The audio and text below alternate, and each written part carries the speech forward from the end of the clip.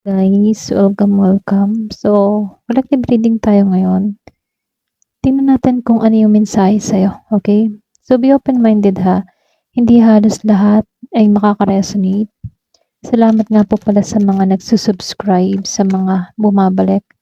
Maraming pong salamat. Give me the message. Ano ba yung mensahe sa'yo?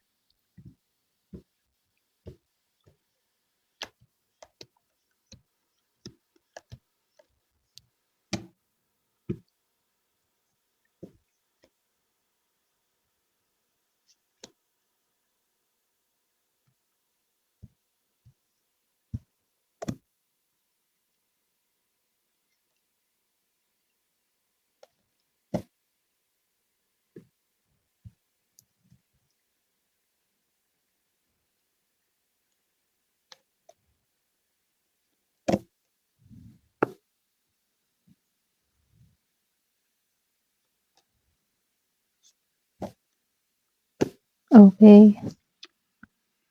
11-11. Good sign to. Quest. Acceptance. Meron ditong victim. Celebrate each other's success. At ito, practice self-care. Meron ka ditong switch and new direction. Ten of Swords. So, meron ka ditong 3 of Pentacles. Queen of Wands. 3 of Swords. The World. At itong si 3 of Cups reverse. Ayusin ko lang ha. Ayan. Para magkasya na sa isang hanay. Ayan. So, dito guys, nanguna itong si 1111. Angel number 1111. Ito yung pinaka-mensahe sa'yo. Trust yourself. Your inner whisper is working hard to let you know that is guiding you. Kumbaga para kang ginagabayan dito, Para bang sinasabi dito na malakas yung paalala na magtiwala ka palagi sa iyong intuition, Kumbaga, merong bahagi sa sarili mo na alam mo yon, yung tipo na alam mo na yung direksyon na tatahakin mo kahit hindi pa malinaw yung buong larawan. So dito, minumungkahi dito na kapag meron kang gagawin, meron kang pagpapasyan, sundin mo palagi yung iyong guts, yung iyong intuition kasi ginagabayan ka dito, okay? So dito, quest and acceptance. Para bang nasa yugto ka ng alam mo yung paghahanap ng mas malalim na layunin or bagong landas. Kung makikita mo dito, meron kasi ditong dalawang direksyon, Para bang dito, sinusubukan ka dito kung alin ba yung tatahakin mo. So dito, sa pagtahak mo sa dalawang panig, merong maganda, merong masama, So dito, kailangan mong pag-isipan mabuti. Kaya sinasabihan ka dito, sundin mo yung intuition mo, okay? Kasi ginagabayan ka dito. Kumbaga magnilay-nilay ka, kung meron kang pagpapasyahan, may plano ka, meron kang gustong tahakin, sundin mo yung kutob mo, okay? So dito, lumabas ang acceptance at itong victim.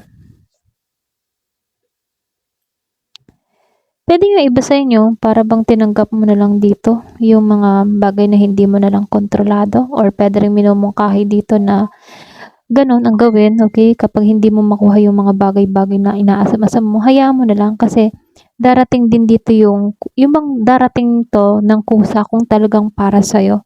Tao man yan, bagay man yan, o yung hinahangad mo, okay? Kumbaga dito, hindi mo kasi kontrolado kung sino ba talaga yung magbibigay sa'yo ng kapayapaan. Kaya accept na lang lahat kung ano ba yung nangyayari. At kung alam mo naman dito, kung kaya mo pang pigilan, pwede ka ditong sundin yung intuition mo kung meron kang mga gustong gawin. So, nakikitaan ko lang din dito, pwede yung iba sa inyo kasi dito tinanggap mo na lang lahat, na hindi lahat makukuha. Ganon. Ganun lang yung tingin ko rito, ano. So, victim, ano, kumbaga sa victim, para bang pinapayuhan ka dito na wag mong hayaang manatili ang isip, or yung bang tipo na wag mong hayaang manatili ka sa kaiisip, or na wala kang magagawa, gano'n. So, nakikitaan ko dito na may kakayahan kang baguhin yung mga susunod na hakbang mo, yung mga susunod mong plano, okay? Kasi dito, andito ka sa yugto na sinusubukan ka, okay? Para bang sinusubukan ka ngayon, para bang may pinagpapasyahan ka dito. For example, halimbawa, nag-apply ka ng abroad, hindi ka natanggap, ano. So, wag mong masamain, ano, kasi pwedeng may dahilan yung mga bagay na yun kung bakit hindi ka napadpad sa lugar na yon, okay? Pwedeng hindi ka mapabuti doon, or pwede ring hindi maganda yung company or amo mo doon, gano'n, okay? So, mas mainam na sundin mo yung intuition mo kasi ginagabayan ka naman kung bakit nangyayari ang lahat ng iyon, ano. For example lang naman yun, no, kung ano man yung sitwasyon na kinakaharap mo. May mga dahilan yung mga bagay na yun kung bakit hindi mo agad nakukuha, okay? Pero acceptance lang yung kailangan kasi kapag tinanggap mo, meron at meron talagang darating sa'yo. Pwedeng mag-fail ka dun, pero sa susunod na darating, mas mayabong, mas maganda, at mas talagang tagumpay, ano? So, nakikitaan ko dito, celebrate each other success and the practice of care. Meron ka ditong joy, support, celebration, and love. Kumbaga dito, no, hindi mo kailangan kasi ikumpara yung sarili mo sa iba. Tanggapin mo, okay? Kung ano man yung mga na-achieve ng iba, ano, kung ano man yung mga na-achieve ng iba, magsaya ka din kasi pinaghirapan niya yun at deserve din yun ng tao, ano. Kumbaga, yung tagumpay kasi ng iba, hindi nangangahulugan na mababawasan yung pagkakataon para sa'yo. Kumbaga, pwedeng nauna magtagumpay yung isa, tapos ikaw yung darating din yung time mo, kanya-kanyang oras, kanya-kanyang panahon yan, ano. So, iwasan yung mainggit sa kapwa, no? So, dito sa practice self-care, kumbaga, alagaan mo rin yung sarili mo, yung damdamin, yung mental mo, yung physical mo. Mahalaga ito sa panahong ito, no, na kailangan nating nurturing yung sarili natin, magkaroon tayo ng restoration, no, at rejuvenation para maging mabuti tayo sa ating sarili, no. Kailangan natin maging mabuti sa ating sarili. Kumbaga, wag nating hayaan na, alam mo yon, na hayaan na lamang yung ating katawan, alam ng bawal, ginagawa pa rin, mga gano'n. So, kailangan lang ng disiplina, practice self-care, alagaan yung sarili, okay? So, hindi naman halos lahat para sa inyo, no? Kumbaga, piliin niyo lang yung part na nakaka-relate kayo, okay? Kasi yung iba naman sa inyo, pwedeng okay ka, maayos ka, yung iba naman napapabayaan na yung sarili. Pero dito, ipinapaalala na kailangan pa ring alagaan yung sarili, mahalin yung sarili, okay? So, switch and new direction. Kumbaga ikaw, ano, kasi lumabas itong 11-11, intuition, then switch, para bang malalim yung intuition mo talaga, malalim yung kutob, malalim yung pakiramdam mo, okay? Malakas, kumbaga malakas yung pakiramdam mo. Dumadating ka sa point ng transformation kasi dito pwedeng yung iba sa inyo inaalagaan na yung sarili. So dito papasok yung transformation, nagkakaroon ka ng emotional na karunungan, gamitin mo yung panloob na lakas mo. Ito lang yung advice para sa'yo. Kasi meron kang bagong landas na tatahakin. Pwedeng ito yung bagong opportunity na parating sa'yo, bagong landas na unti-unting magbubukas sa'yo. So, kasi andito ka na sa period ng transformation. Okay? So, dito, no, lumabas ang Ten of Swords, Three of Pentacles, at si Queen of Wands.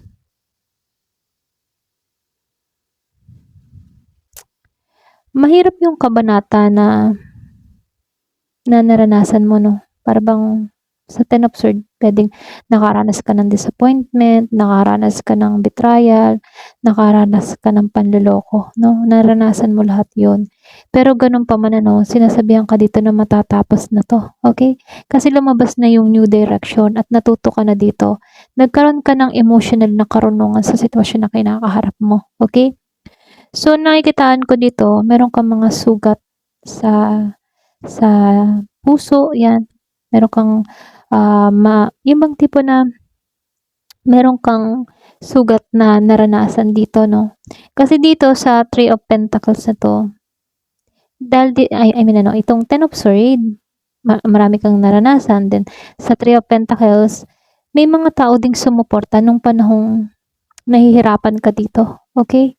Kumbaga dito, no, sa Three of Pentacles, para bang may mga tao sa paligid mo na handa kang damayan, handa kang tulungan, or bettering merong mga tao sa paligid mo na sumuporta sa'yo nung panahong nahihirapan ka sa iyong sitwasyon, ano?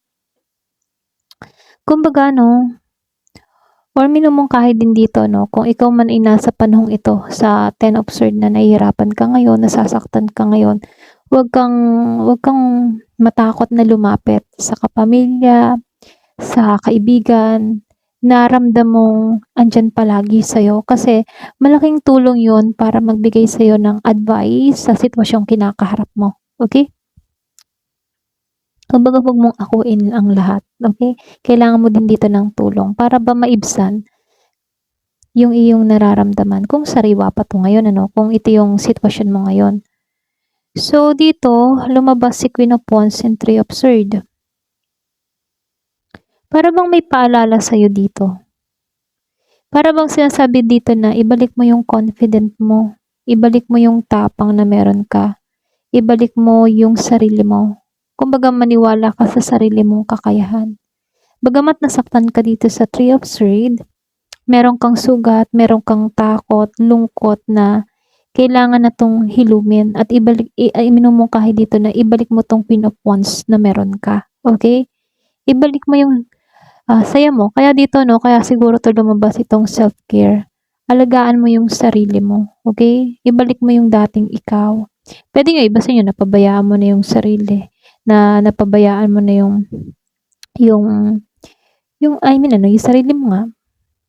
Kumbaga, pwedeng nangayayat or hindi ka na nakakapag-ayos, hindi ka nakakapagpaganda, mga ganun, ano.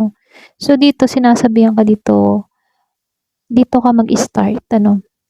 Kasi may new direction na mangyayari sa'yo. Dun ka mag-start. Alagaan mo yung sarili mo.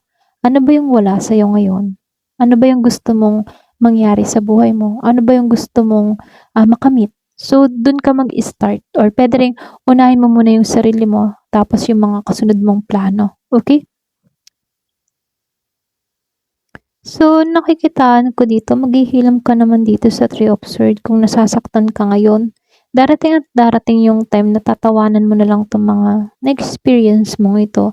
Lilipas ba? Parang lilipas din to. Ganun. Itong mga nararamdaman kong pain sa taong nagpapahirap sa'yo, sa mga taong nagbetray sa'yo, sa mga disappointment na naranasan mo. Lilipas din yan. So, dito sa Three of Cups, mag-ingat ka ha. Kumbaga, meron lang mga tao sa buhay mo or pwede rin sa paligid mo na talagang mga chismoso or chismosa, no? Kumbaga, yung bang chinichismis yung relasyon na meron ka or sabihin na yung bang chinichismis yung mga bagay-bagay na nakikita sa'yo ngayon. Pwedeng chinichismis na nahihirapan ka sa sitwasyon mo, ganun. Pero ganun pa man, ano, kung alam mong itong mga chismis sa paligid mo ay hindi makakatulong sa'yo, dedmahin mo na lang to. Kasi ito lang din yung magpapabigat ng kalooban mo. Kaya mainam, dedmahin mo na lang to yung mga taong nagbibigay ng pasakit sa'yo or dumadagdag pa sa daladala mo. Kasi meron dito ng chichismis, pinag-uusapan ka or something na merong mga ginagawa sa'yo behind your back, mga ganun. So, dito, no, lumabas itong si Two of Wands, para bang sinasabihan ka dito na ito na yung time. Ito na yung time para magplano. Pumili ng panibagong direction na magdadala sa'yo sa tagumpay. Kaya dito, lumabas itong new direction kasi tinataha ka dito, ito na yung time para kumilos. Huwag mo nang hayaan na masaktan ka dito. Huwag mo nang damdamin yung mga betrayal na naranasan mo. Magbagong direksyon ka. Kasi may mga taong sumusuporta naman sa'yo. Okay? May mga taong nagmamahal sa'yo at sumusuporta sa'yo. Bagamat may mga chismosa rin dito, pero dedmahin mo na lang to. Kasi darating at darating yung oras na ikaw yung uusad dito. Kasi nakikitaan ko dito, mas maganda yung kinabukasang naghihintay sa'yo. So, din, syempre, kahit nabasa natin dito sa mga card, kailangan pa rin yung panalangin. Number 1, dasal. Dasal lang talaga para matanggal yung mga lungkot, okay? Para magkaroon ng panibagong damdamin. So, yung mensahe lang dito, kumbaga, yung nakaraan mo kasi hindi naging maganda or nagkaroon ka ng karanasan na masakit, pero yung sakit na naranasan mo, hindi ito yung katapusan ng kwento mo. Alam mo yun? So, magtiwala ka sa intuition mo kasi ito, 11-11, para bang once na nakikita mo yung 11-11, isipin mo na kaya mo or pinapaalahanan sa'yo ng angel mo na kaya mong lampasan tong pagsubok na to. Okay? So, magtiwala ka sa iyong intuition. Tanggapin mo na itong mga naranasan mo, aral lang to sa'yo. Para ka bang sinubok ng tadhana. Okay? Oo, nagkamali minsan, pero kaya namang itama. So, nakikitaan ko dito, excuse me, sinasabihan ka dito na unahin mo naman yung sarili mo. Unahin mo mag-self-care, lakasan mo yung loob mo.